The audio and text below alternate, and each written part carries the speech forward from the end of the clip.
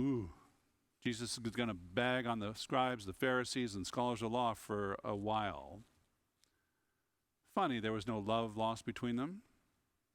But today's gospel reminds us it's all show and no go. Ironically, in its history, Chevrolet produced a number of cars. One of them, a decent seller in the United States, was the Chevy Nova, small, economical, etc. They moved beyond the United States and tried to sell it in Mexico, and no one bought it because of the name, Nova, or Nova.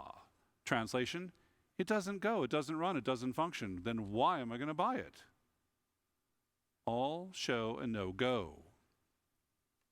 As genuine Christians, we should never have to dress in a certain way or wear name tags in order for people to instantly recognize us as Christians, as followers of Christ. Jesus strongly cautions the Pharisees, the rulers of the people, to be careful. Be careful. Because you love seats of honor and titles given to you, but everything you do is for show and not intended to help anyone else but yourselves. The scholars of the law chime in too, noting their offense in the words of Jesus. Teacher, by saying this, you know you're insulting us too, right?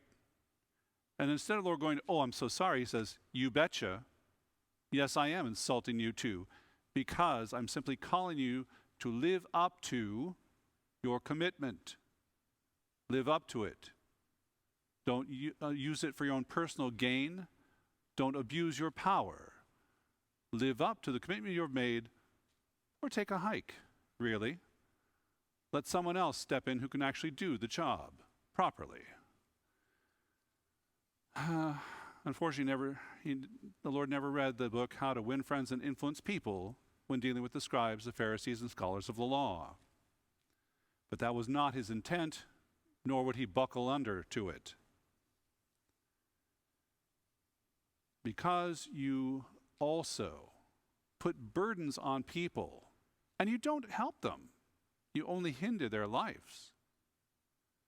That's the problem of the human heart, because every one of us is susceptible to that. Putting burdens on others, to looking better than others. If you've grown up in a family of more than one or two siblings, you've probably run into this. If you've entered into any kind of a group or organization, you probably run into this. Because the human heart is a greedy thing. It is not a holy thing. But the human heart touched by the divine grace of God, the human heart that beats softly, so that the divine heart may beat loudly in the life of the Christian, that is the goal. That is what Jesus is getting at. When he says, I have overcome the world, he simply says, I have overcome my own humanity, the humanity I took on to understand you,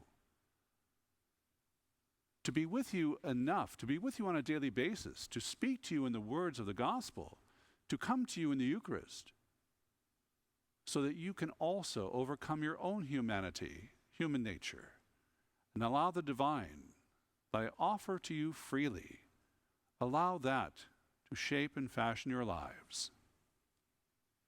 And so as Christians, it should always be obvious whose life we embrace and whose life we strive to imitate.